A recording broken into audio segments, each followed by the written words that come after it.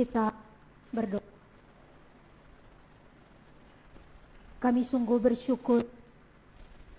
Kami punya Tuhan yang sungguh sangat mengenal kami dengan baik. Karena itu kami juga rindu untuk belajar mengenal Engkau dan mencari kehendak-Mu Tuhan dalam hidup kami. Berkati kami yang siap untuk menyambut firman-Mu, hamba yang akan menyampaikan sebagaimana Tuhan sudah boleh menolong dalam persiapan. Sembunyikan di balik salib-Mu supaya hanya kemuliaan Tuhan saja yang nampak. Dan dengan pertolongan Roh Kudus kami semua umat-Mu boleh mengerti.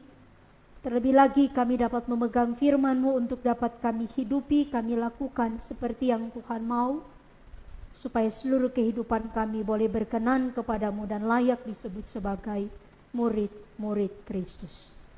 Di dalam nama Tuhan Yesus Kristus firman yang hidup, kami datang, kami merendahkan diri dan kami siap untuk belajar, untuk mengenal Tuhan dan mencari kehendak-Mu bagi kami pada hari ini. Terima kasih dalam Yesus Kristus, kami berdoa bersyukur kepada Bapa di surga. Amin. Bapak Ibu Saudara-saudari sekalian, firman Tuhan bagi kita untuk kita renungkan bersama-sama pada minggu kedua 10 September 2023 ini terambil di dalam Injil Lukas pasal 11, ditetapkan oleh bagian IDT khusus oleh tim penyusun khotbah. Lukas pasal 11 ayat 9 sampai ayat yang ke-13.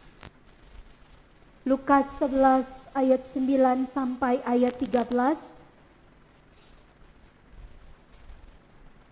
Jika Bapak Ibu Saudara-saudari sudah menemukannya, saya akan membacakan beberapa ayat ini dan Bapak Ibu dapat menyimaknya di dalam Alkitabnya masing-masing. Lukas 11 ayat 9 hingga ayat 13. Demikianlah firman Tuhan. Karena itu aku berkata kepadamu, mintalah, maka akan diberikan kepadamu. Carilah, maka kamu akan mendapat.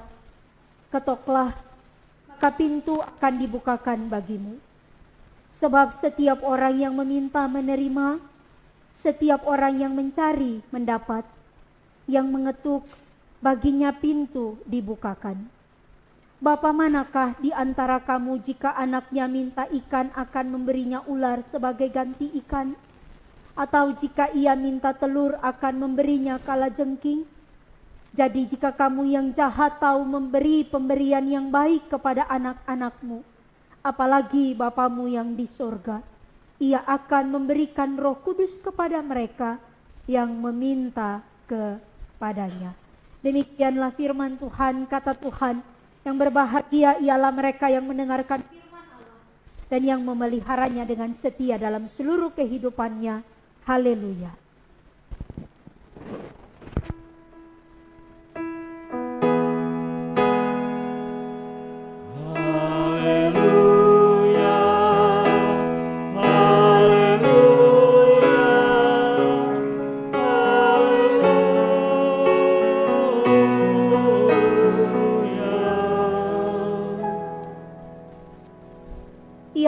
Bapak Ibu Saudara-saudariku dalam Tuhan Yesus Kristus, hal apakah yang menurut Bapak Ibu Saudara-saudari sekalian paling membuat Bapak Ibu Saudara-saudari sulit untuk memahaminya? Hal apa kira-kira yang paling sulit untuk kita pahami? Atau mungkin sederhana saja Bapak Ibu Saudara-saudari, menurut Bapak Ibu Saudara-saudari, apa sih yang paling kita cari dalam hidup ini? Apa yang paling jadi prioritas yang kita cari dalam hidup ini? Ada satu dua yang ingin? Gak ada Ibu Gea, gak apa-apa. Kebahagiaan, kesehatan, ya. Ada lagi? Ketenangan. Saking terlalu banyak pengen ya hati teh gitu ya tenang gitu. Ya kalau hati teh tenang kan pikiran tuh juga jadi ikut tenang, badan teh jadi sehat gitunya. Iya. banyak duit, enggak salah. Punten mumpung ibu gea tak ayah gitu kan, jadi kita aja sendiri. Habis bilang-bilang ke ibu gea tapi ya. Bapak Ibu saudara-saudari dalam Tuhan Yesus Kristus, apa yang kita cari dalam hidup ini? Saya ingat betul ketika ambil studi lanjutan ya, ketika mau sampai ke tesis, coba justru yang tadinya kesehatan, ketenangan, yang lain-lain jauh dari kami. Kami begini, dalam hidup ini kita ngajarin ke jemaat supaya jangan cari-cari masalah, biar hidup teh tenang gitu. Kalau boleh teh punya banyak uang, sehat gitunya. Ini mah enggak, kenapa kita cari-cari masalah? Kan orang studi lanjut kan bikin tesis kan cari masalah. Udah gitu apa? Cari jalan keluarnya sendiri pula. Iya. Habis itu ditanya pula. Iya. Aduh, ngapain kita cari-cari masalah? Itulah tanggung jawab. Dosen cuman bilang gini, siapa suruh kamu mau sekolah lagi? Kalau kita tanya ke anak sekolah minggu, Bapak Ibu saudara-saudari, yang dicari orang jawabnya apa? Kompak ya. Ya kan? Apa yang dicari orang? Pagi, petang, siang, malam yang dicari? Kompak bener. Bukan? Ragu-ragu di sini, giliran uang menikencet.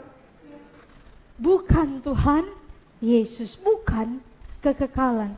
Nah Bapak Ibu saudara-saudari di dalam Tuhan Yesus Kristus, ketika itu dia tadi, banyak hal terjadi dalam kehidupan kita, sangat wajar kita mencari yang namanya ketenangan, kedamaian.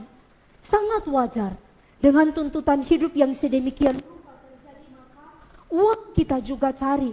Siapa di sini yang gak butuh uang? Ayo, atau kalau gak butuh uang persembahan gak kita kasih? Tuh ada amplop di depan. Semua butuh uang. Dalam pekerjaan pelayanan Tuhan pun, ketika Injil hendak diberitakan pun, itu pun diperlukan. Tapi Tuhan menghadapkan kepada kita kepada perkara bahwa itu bukan yang menjadi segala-galanya. Itu penting bagi kita, betul. Itu menjadi amat sangat sesuatu yang perlu untuk kita upayakan, betul. Tapi segala-galanya bukan pada akhirnya menentukan prioritas kita untuk fokus kepada hal-hal tersebut. Maka di sini Bapak Ibu saudara-saudariku dalam Tuhan Yesus Kristus, ketika kita membaca Lukas pasal 11 ayat 9 sampai ayat 13 tadi di bawah perikop dengan judul berdoa. Kita tahu bahwa Yesus sementara memperhadapkan kepada kita bahwa hal terutama, hal yang pertama, di balik semua yang tadi yang kita inginkan dan betul-betul memang itu penting dalam hidup kita dan perlu juga untuk kita cari. Yesus mau memperhadapkan kepada kita untuk kita senantiasa, mari lebih memprioritaskan untuk mencari kehendaknya Dia. Untuk mencari kehendaknya Tuhan. Dan kita tahu Bapak Ibu saudara-saudari, berapa lama juga kita mengikut Yesus sampai hari ini tidak akan mudah bagi kita untuk tahu kehendak Tuhan secara pasti dalam kehidupan kita. Cari uang aja susah, iya kan? Yang jelas-jelas begitu iya di mata gitu, katakanlah demikian. Apalagi cari Tuhan dan kehendaknya. Tidak mudah bagi kita sekalian. Oleh karena itu, Bapak Ibu saudara-saudariku dalam Tuhan Yesus Kristus, salah satu media, bahkan kalau mau dibilang cuman ini satu-satunya media yang Tuhan kasih buat kita, ingat ini, cuman ini satu-satunya media, wadah, sarana yang Tuhan kasih buat kita manusia untuk tahu kehendaknya, untuk mencari Dia, cuman satu medianya. Apa itu Bapak Ibu? Alkitab? Bisa juga. Untuk kita menjadi lebih dekat dengan Dia, apa? Doa. Satu-satunya sarana untuk kita berkomunikasi dengan Tuhan, bertanya kepada Dia dan cari kehendaknya. Alkitab menuntun, membimbing kita dan memberitahukan bahwa Tuhan menyediakan salah satu sarana kendaraan bagi kita, yakni doa bagi kita. Ada satu kisah, Bapak Ibu saudara-saudari mungkin pernah mendengar. Ya, ada satu cerita ketika ada seorang kakek, begitulah dari sebuah buku ilustrasi yang saya baca. Dia tinggal di sebuah desa kecil, seorang petani dan juga seorang peternak. Satu ketika beliau pergi ke kota untuk mau membeli alat-alat kebutuhan keluarga dan juga untuk memenuhi kebutuhan untuk ladangnya yang digarap dan juga untuk kebutuhan ternaknya. Sampailah beliau di kota, setelah semua yang beliau perlukan, beliau rasa cukup sudah beliau beli. Beliau berpikir, mumpung ini mah lagi di kota, saya pengen gitu mencoba menu makanan orang kota. Jadi pergilah beliau ke salah satu restoran. Pesan makanan di sana, makanannya tiba di depannya. Lalu ya, karena beliau orang yang percaya kepada Tuhan, sebelum makan kita jadi kayak sekolahnya. Nggak apa-apa ya Bapak Ibu. Ya. Beliau berdoa, tundukkan kepalanya seperti biasa anak sekolah minggu diajar, lipat tangan, tutup mata, tundukkan kepala, beliau berdoa. Ketika beliau sementara berdoa, ada sekelompok anak-anak muda yang juga duduk di restoran tersebut, mereka tertawa. Ya, mereka mulai berbisik-bisik, berbicara gitulah, mulai agak ribut. Ya. Lalu ketika beliau selesai berdoa, kakek ini, anak-anak muda itu lalu bertanya kepada beliau, "Hai orang tua, ya, apa yang sedang engkau lakukan? Percuma saja, makan saja makananmu yang sudah tersedia di hadapanmu. Untuk apa engkau duduk dengan mulutmu komat kamit dan engkau menundukkan kepalamu?" Lalu kemudian ada yang nyeletuk kembali bertanya, ya, "Bolehkah kami bertanya?"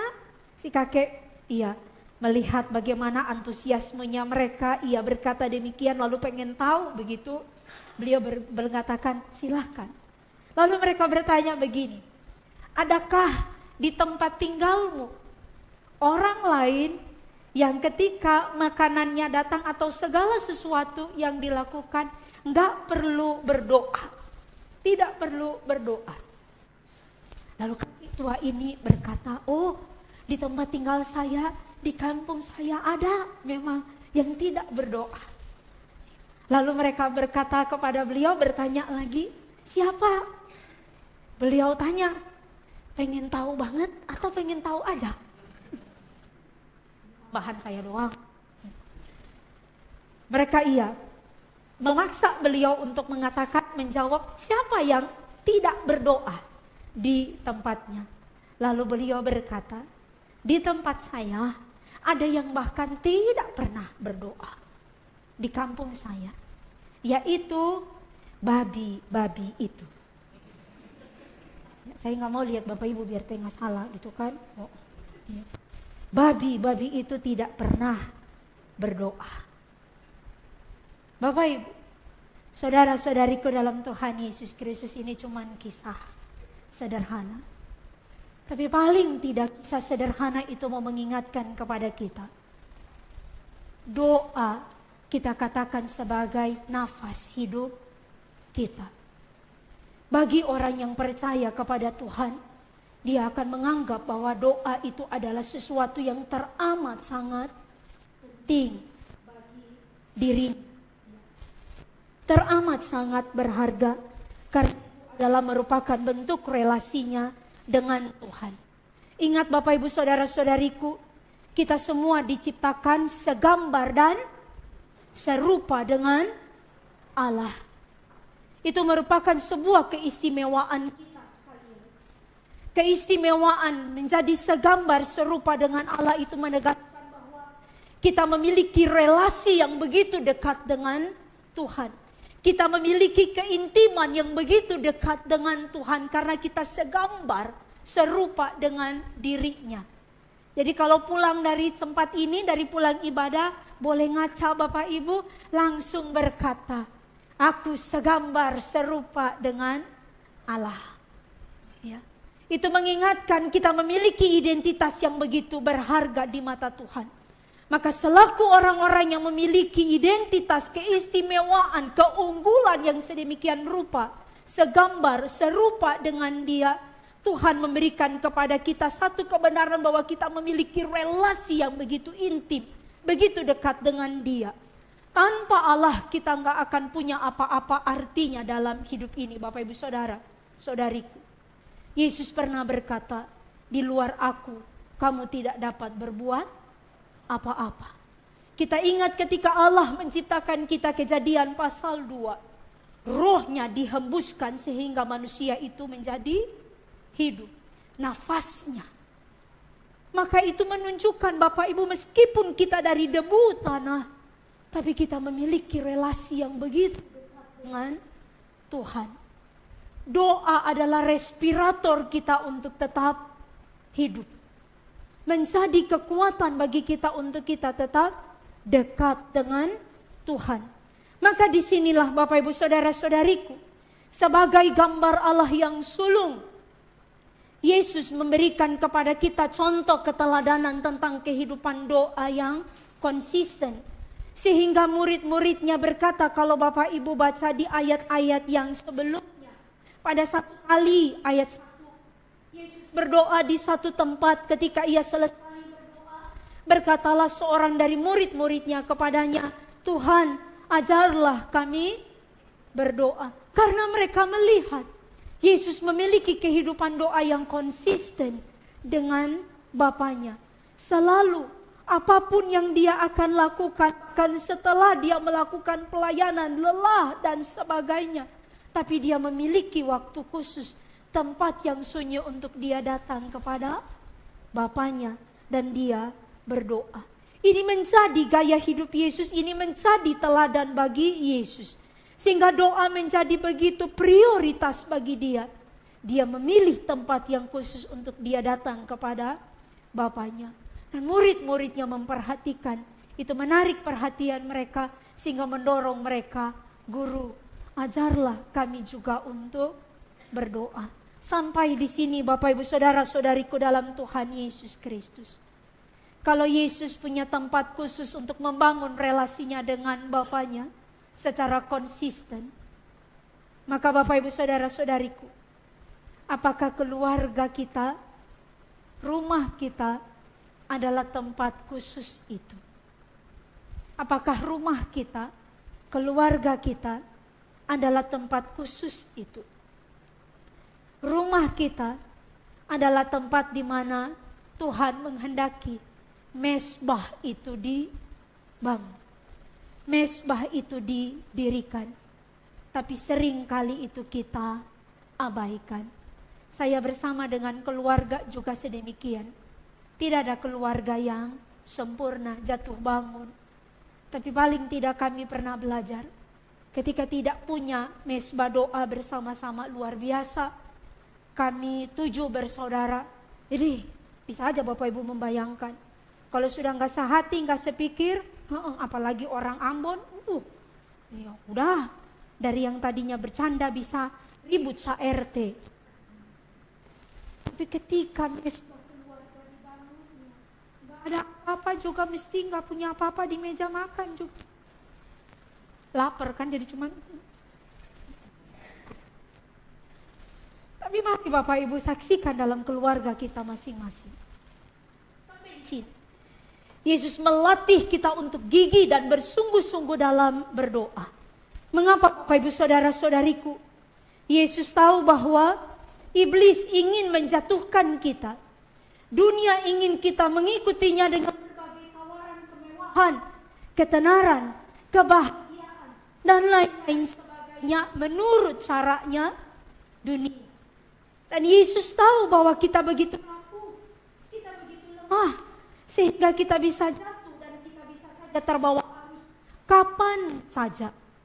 Seorang yang pernah mengalami, Bapak Ibu Saudara-saudariku, masa-masa penganiayaan di kamp Nazi, masa perang dunia yang kedua.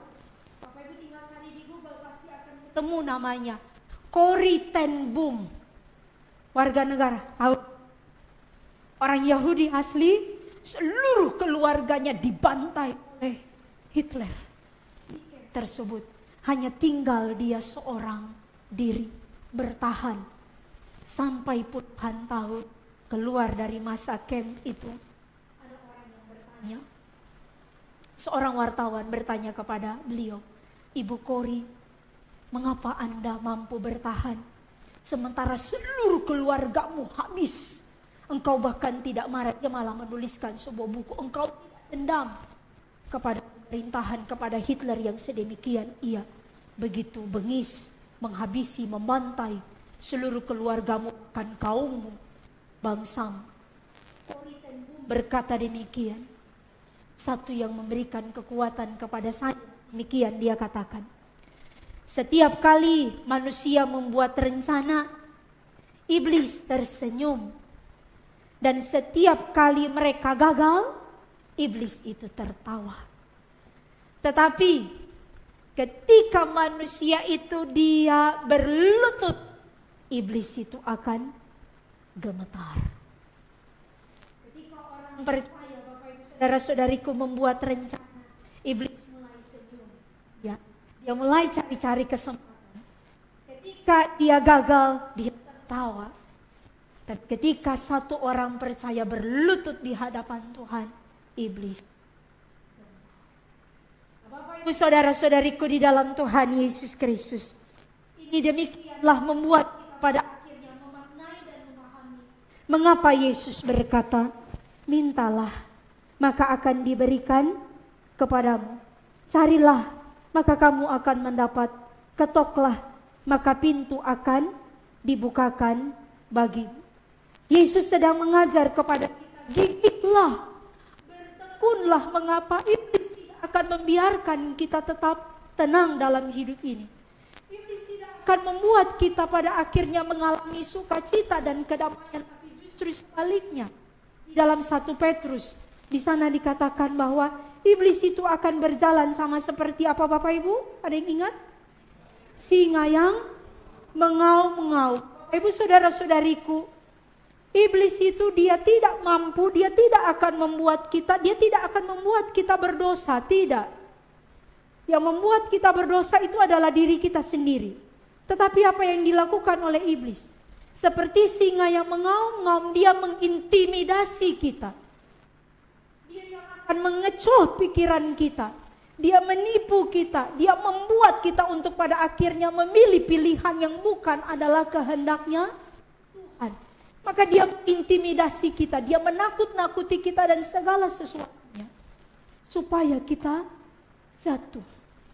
Maka Yesus melatih kita, mintalah, carilah, ketoklah gigi. Karena luar biasa perjuangan yang kita hadapi di dalam dunia ini. Sementara dunia juga tidak akan membiarkan kita begitu saja. Bahkan pernah iblis saja mencobai Yesus. Iya. Dia bawa dia tempat yang tinggi, melihat segala sesuatunya dari atas perbukitan, dan dia katakan, semua ini milikku. Kalau engkau menyembah aku, sujud kepadaku, maka aku akan memberikan semuanya kepadamu. Bapak Ibu, kita bisa saja terkecoh. Tapi apa yang dikatakan oleh Tuhan Yesus? Nyahlah kamu, ya, karena hanya kepada Allahmu engkau harus tunduk, sujud, menyembah.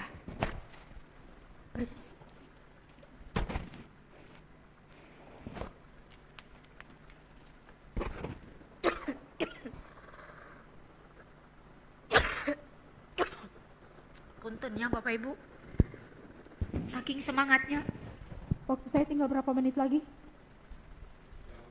Oh, sejam lagi. Puji Tuhan.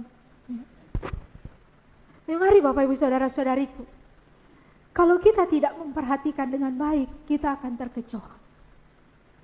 Yang punya semua ini adalah Allah, bukan iblis. Maka Yesus tahu hanya kepada Tuhan Allahmu saja engkau harus sujud, menyembah. Karena Yesus tahu semua ini yang menciptakannya adalah Tuhan, bukan iblis.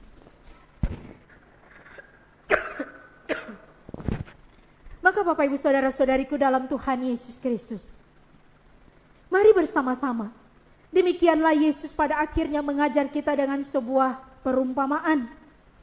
Ya, ketika setiap orang yang meminta menerima dan yang seterusnya. Ayat 11. Bapa manakah di antara kamu jika anaknya minta ikan akan memberinya ular sebagai ganti ikan? Atau jika ia minta telur akan memberinya kalajengking? Demi masa depan yang terbaik, meskipun Bapak Ibu harus bekerja luar biasa, tapi demi masa depan anak-anak putra putri Bapak Ibu akan melakukan yang terbaik kan? Iya, malam ganti siang, siang ganti malam demi masa depan anak-anak kita akan memberikan yang terbaik kepada mereka. Kalau kita yang rapuh, lemah dan jahat saja, firman Tuhan katakan, tahu untuk memberi yang baik kepada anak-anakmu, apalagi Bapamu yang di surga. Ya. Makanya pujian tadi, berapakah beban berat hidupmu? Siapa yang kenal kita, duka kita, kelemahan, kerapuhan kita selain daripada Yesus? Maka pujian tadi juga sekaligus juga menghantar kita untuk mari kenal Tuhan kita, ya. Kenal bahwa Dia pribadi yang akan menyediakan dan mencukupkan, memelihara segala sesuatu yang kita perlukan. Maka demikian firman Tuhan ini pada akhirnya memberikan satu penegasan kepada kita sekalian bersama-sama, bahwa Bapa kita akan memberikan yang terbaik bagi kita, yakni Roh Kudus. Sesuatu yang mungkin saja hampir tidak pernah kita pikirkan dan kita minta. Padahal itulah sesungguhnya yang teramat terlebih kita butuhkan, melampaui segala kebutuhan jasmani kita.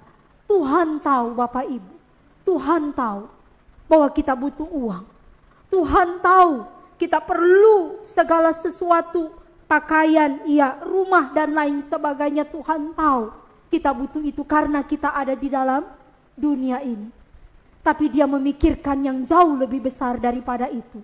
Kamu punya banyak uang, kamu punya rumah, kamu punya segala sesuatu materi dan lain sebagainya. Tapi kamu bisa jatuh di dalamnya. Kamu bisa jauh daripadaku. Karena itu Dia memikirkan Roh Kuduslah yang paling kamu butuhkan. Supaya ketika engkau memiliki begitu banyak berkat, kita tidak melupakan Tuhan dan kita tidak menyangkali Tuhan. Bahkan ketika kita jatuh terpuruk pun katakanlah kita tidak punya apa-apa juga, kita tidak akan mengeluh dan kita tidak akan membantah kepada Tuhan. Roh itulah yang akan terus menolong kita, memperlengkapi kita, menjaga hati dan pikiran kita.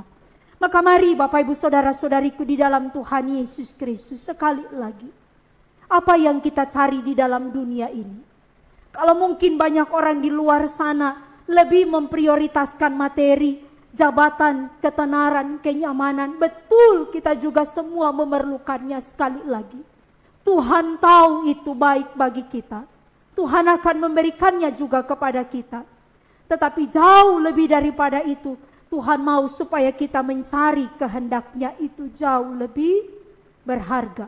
Materi, jabatan dan lain-lain pada akhirnya Dia bisa berikan itu. Dia bisa anugerahkan itu kepada kita. Tetapi lebih daripada itu Dia mau supaya jangan sampai itu justru menggoyahkan iman kita lalu kita jauh daripadanya. Dia sanggup untuk menolong kita. Oleh karena itu mari coba kita renungkan Bapak Ibu Saudara-saudariku. Adakah keluarga Kristen Bapak Ibu Saudara-saudariku yang tidak hancur? Adakah keluarga Kristen yang tidak hancur? Tidak. Berarti jawabannya ada banyak keluarga Kristen yang hancur. Tapi di sisi lain ada banyak juga saudara Kristen yang tetap, keluarga Kristen yang tetap bertahan di dalam Tuhan. Meskipun punya begitu banyak sekali pergumulan dan persoalan. Boleh slide-nya? Iya. Bapak Ibu saya mengambil contoh ini. Dalam sebuah buku yang dituliskan oleh Dr. Tim LaHaye Bapak Ibu, dalam judul bukunya You and Your Family. Ini bulan keluarga bagi kita. Tim LaHaye dalam bukunya tersebut mengangkat, Bapak Ibu Saudara-saudariku, ada 2 contoh keluarga, di diagram yang dia susun yang dia jumpai dua keluarga yang sangat mencolok. Mereka hidup di kota yang sama, New York, pada abad 18. Pertama adalah keluarga Max Jukes. Tercatat Bapak Ibu Saudara-saudariku, Max Jukes ini adalah seorang penyelundup alkohol. Seorang ateis, tidak percaya kepada Tuhan. Dia tidak mau mendengar firman Tuhan, apalagi mau berdoa. Sama sekali itu ditolaknya, tidak ada dalam keyakinannya. Max Jukes dikenal pada abadnya di kota itu sampai hari ini sebagai pribadi yang tidak bermoral. Tercatat dalam bukunya Tim Lahaya yang dia selidik Bapak Ibu, Max Jukes ini memiliki kurang lebih 1026 keturunan. 300 di sana dikatakan Bapak Ibu bahwa anggota keluarganya ini cenderung tercatat merugikan negara. 300 tercatat meninggal di usia muda, 100 orang di penjara di usia remaja. Berapa lagi itu? 190 orang dikenal sebagai pelacur, dan 100 orang adalah pecandu alkohol. Ada penelitian yang lain yang mengatakan menjumlahnya setelah Tim Lahaya ternyata 680 orang. Ya, gak usah dijumlahin Bapak Ibu, pusing-pusing teing gitu. Ya, cukup baca ini dari buku You and Your Family. Bapak Ibu tinggal mungkin cari Tokopedia dan lain sebagainya, ada bukunya. Beliau menuliskan tentang ini. Keluarga ini merugikan negara. Tapi keluarga yang kedua, abad yang sama, di kota yang sama, Dr. Jonathan Edwards. Jumlah keturunannya jauh lebih sedikit. Tercatat oleh Tim Lahaya hanya 729 anggota keturunannya. Tetapi luar biasa memiliki kontribusi bagi gereja dan masyarakat. Data yang terbaru juga mengatakan anggota keluarganya sampai hari ini sudah sekitar 900 orang. Tapi paling tidak Tim Lahaya di dalam 729 anggota keluarga Dr. Jonathan Edwards dikatakan lebih dari 300 orang ternyata adalah seorang pengkhotbah. Data terbaru 430 orang. Lebih dari 65 orang tercatat sebagai profesor di universitas-universitas besar di Amerika Serikat. Data terbaru 75. 13 orang tercatat sebagai penulis. 5 orang pejabat pemerintah. 2 orang menjadi anggota Senat dan 1 orang wakil presiden Amerika Serikat. Banyak keluarga Kristen yang hancur, banyak Bapak Ibu Saudara-saudariku. Tidak kuat untuk menghadapi tantangan dunia ini, memilih jauh daripada Tuhan, hidup seenaknya sendiri. Tapi di sisi yang lain, ada banyak juga keluarga, anak Tuhan yang bertahan dengan pergumulan yang tidak sedikit. Saya yakin dan percaya keluarga-keluarga di Gereja Kristus Kartini juga demikian. Amin. Karena sudah mendapatkan pencerahan. Kartini nulis bukunya judulnya naon? Habis gelap terbitlah terang. Jadi bersyukur kan? Kita tadinya dari gelap, sekarang kita sudah ada di dalam terang. Amin, puji Tuhan. Jadilah keluarga-keluarga Kristen yang memuliakan nama Tuhan.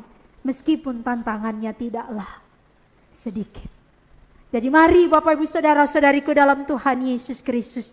Yesus berkenan untuk memberikan kepada kita Roh Kudus karena Dia tahu itulah yang terbaik dan itu yang paling kita butuhkan. Agar kita tahu kehendak Tuhan. Firman-Nya tersedia di hadapan kita. Karena itu biarlah kita pada akhirnya dapat membangun mesbah keluarga kita. Supaya bersama para orang tua sehati, sepikir, membangun kehidupan doa bersama-sama.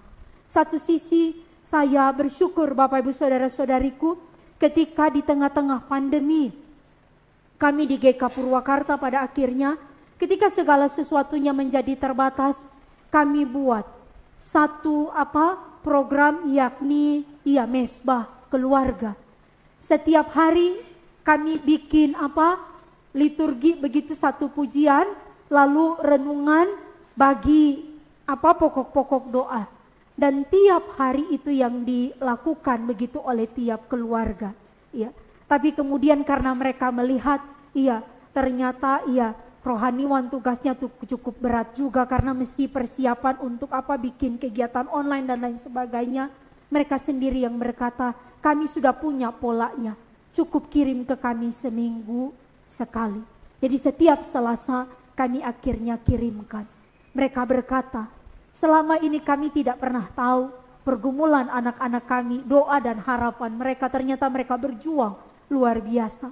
Tapi ketika ada mesbah keluarga, kita bisa duduk bersama-sama. Kita bisa saling mendengar curahan hati dan kita bisa saling berdoa sama-sama. Pandemi ternyata juga memberikan hal yang positif untuk bisa pada akhirnya membangun kehidupan keluarga yang berkenan di hadapan Tuhan. Sekarang kami belum cek lagi, apakah masih jalan lagi nggak? Apa karena semuanya sudah onsite jadi Tapi mari Bapak Ibu Saudara-saudariku dalam Tuhan Yesus, kehendak Allah tidak mudah bagi kita, tetapi bukan berarti kita tidak akan pernah mengetahuinya. Sulit tetapi bukan berarti kita nggak akan ketemu. Kalau tidak, Yesus tidak akan berkata mintalah, carilah dan ketoklah. Tapi dia tahu itu mungkin. Maka dia memberikan rohnya untuk tetap menghidupkan dan mengobarkan semangat kita senantiasa untuk mencari Tuhan. Jadi mari Bapak Ibu Saudara-saudariku, mari terus berusaha. Ingat, kita adalah gambar dan rupanya Allah.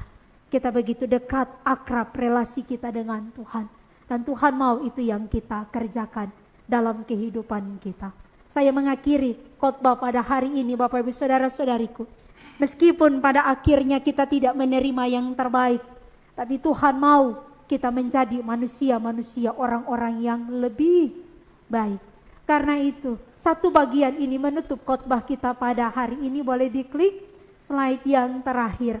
Bapak Ibu, ada seorang penulis yang tidak dikenal mengungkapkan demikian. Semuanya bisa baca Bapak Ibu?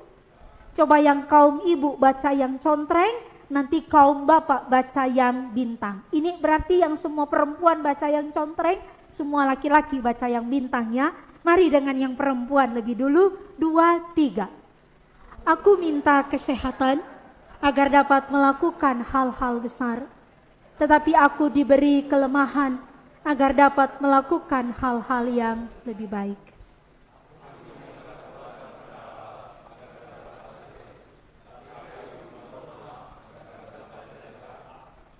Aku minta kekayaan agar dapat bahagia, tetapi aku diberi kekurangan atau kemiskinan agar dapat bersikap bijaksana.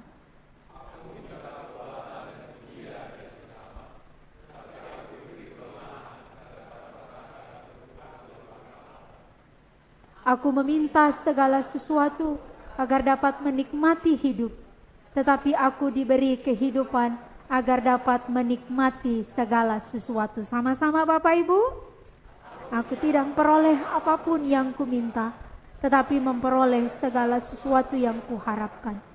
Meskipun permintaanku tidak dikabulkan, tetapi doa-doaku terjawab. Aku adalah yang paling terberkati. Amin. Apa yang kita minta kadang-kadang Tuhan tidak memberi sesuai dengan yang kita katakan. Tapi percayalah, Yesus Tuhan kita mengenal kita. Tapi adakah kita mengenal Dia? Maka Tuhan mau, mari percayalah kepadanya. Dia menyertai kita sampai akhir zaman. Dia tahu apa yang kita butuhkan. Rohnya diberikan kepada kita untuk memelihara, menjaga hati dan pikiran kita. Supaya ketika kita tidak menerima apa yang kita minta, maka roh itu akan berbicara. Tuhan memberi yang jauh lebih baik kepada kita. Demikianlah Bapak Ibu, kita dapat berkata, meskipun permintaanku tidak dikabulkan, tetapi doa-doaku terjawab. Aku adalah yang paling terberkati di antara semua manusia. Tuhan terus menolong keluarga kita, Tuhan terus menolong persekutuan kita, Tuhan terus menolong dan memperlengkapi kita umat Tuhan. Supaya biarlah kita terus membangun relasi kita dengan Tuhan. Doa adalah jalur tersingkat antara hati kita dengan hati Allah. Ada pujiannya kan, bahwa Tuhan itu tidak jauh, tapi Dia hanya sejauh doa. Sekarang doa itu sejauh apa Bapak Ibu kalau kita begitu dekat dengan Tuhan? Doa adalah jalur tersingkat antara hati kita dengan hati Allah. Maka jangan berhenti untuk mencari kehendaknya lewat doa. Karena apa? Kita bukan babi. Kalau babi kecap, babi panggang, sate babi mah hauce. Ya. Hauce. Ya. Tapi mari, karena kita bukan babi-babi itu, tetaplah kita berdoa, mencari kehendak Tuhan. Roh Kudus akan terus diberikan untuk memperlengkapi kita, menguatkan dan memampukan kita, karena Tuhan tahu apa yang paling kita butuhkan dalam hidup ini. Jadilah keluarga-keluarga Kristen yang memuliakan nama Tuhan, yang senantiasa menjadi berkat.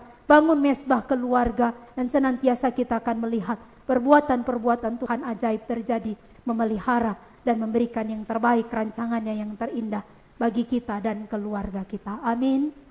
Tuhan memberkati kita sekalian. Mari kita masuk dalam saat teduh sejenak. Terima kasih ya Tuhan untuk firman. Materaikanlah dalam hidup kami dan keluarga kami. Karena kami percaya Tuhan memberi yang terbaik bagi kami, di luar dari yang kami pikirkan, di luar dari apa yang kami doakan.